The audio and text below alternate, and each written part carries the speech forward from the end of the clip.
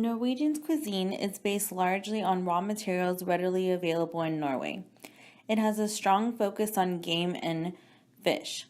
Some of Norway's traditional cuisines are lefse, a flatbread, farkål, a mutton stew with cabbage, which is also the national stew of Norway, jakatar, which are meat cakes made with ground beef, and fisksuppe, which is fish soup. Traditional dishes of Japan. Once known in the West either in the form of sukiyaki or the more exotic sushi, Japanese cuisine has in recent years become much more familiar and appreciated around the world. Many visitors to Japan will have already sampled the pleasures of raw fish or battered fried shrimp. Some traditional Chinese foods include egg fried rice, beef stir-fry with broccoli, kung pao chicken, spring rolls, and dumplings. For this, we're using dumplings. Chinese cooks have enjoyed a version known as jiaozi for more than 1800 years. And according to the legend, Chinese stuffed dumplings were invented during the Han Dynasty by a man named Zhang Zongjin. In Poland, sausage is a very popular meat that's served with many dishes, served along with sauerkraut, or served with soup or with a side of rice.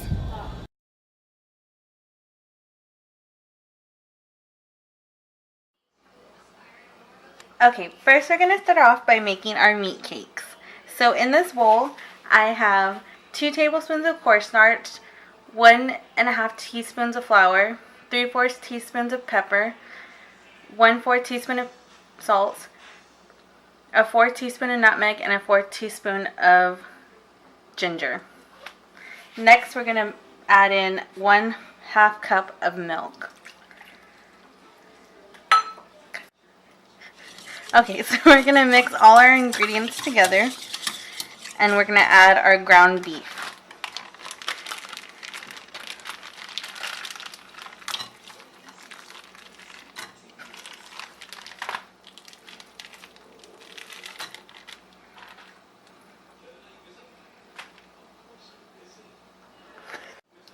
Okay, now we're going to mix it all together so that we can start forming our meat patties.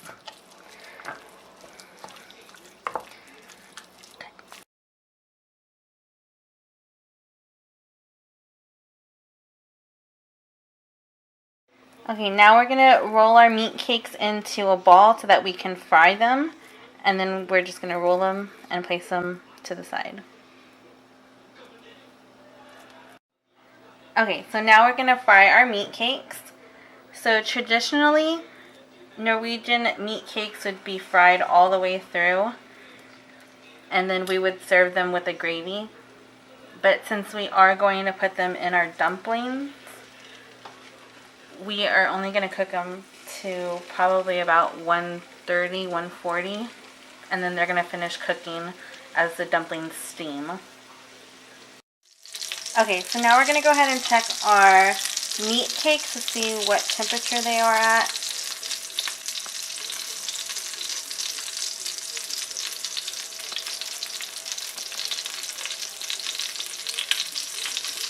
Okay, so they're going up to 140, so that's going to be perfect to where we want them so that they can finish cooking in the dumplings as they steam.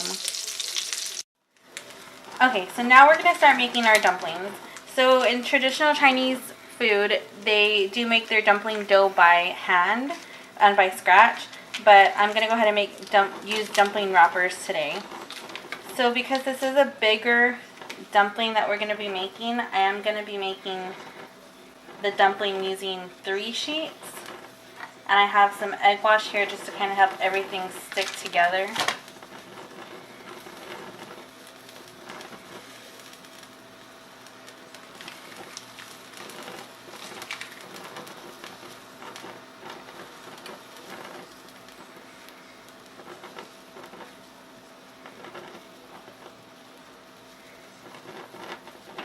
Okay, so I'm going to add my meat cake in the middle.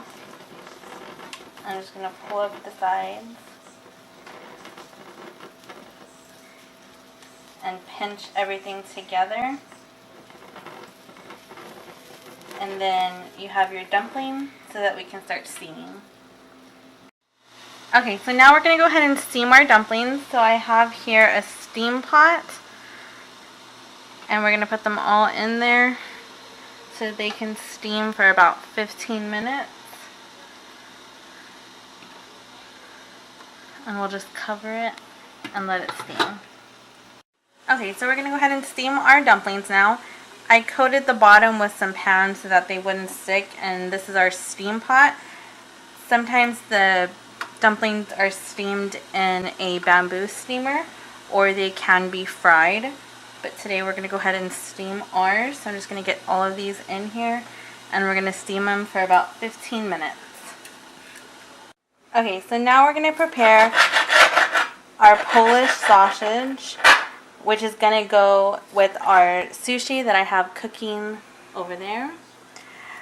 The Polish have a variety of sausages, kielbasa sausages that they eat with mustard, and today I've chosen just a regular kielbasa Polish sausage. So I just diced them up, and we're going to fry them for a little bit, and then we're going to add them to our sushi rice.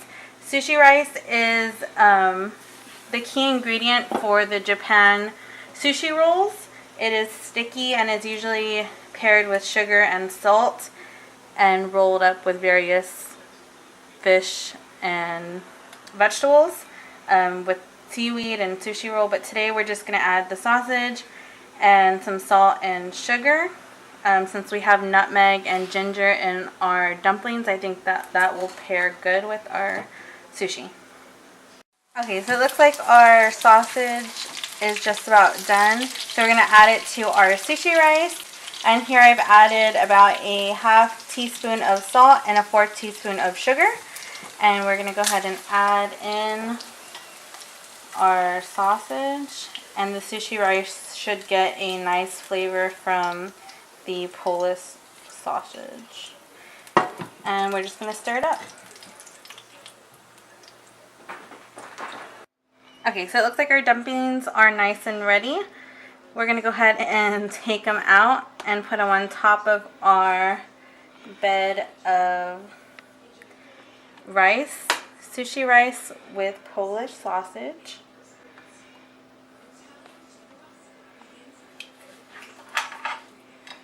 And there you have it.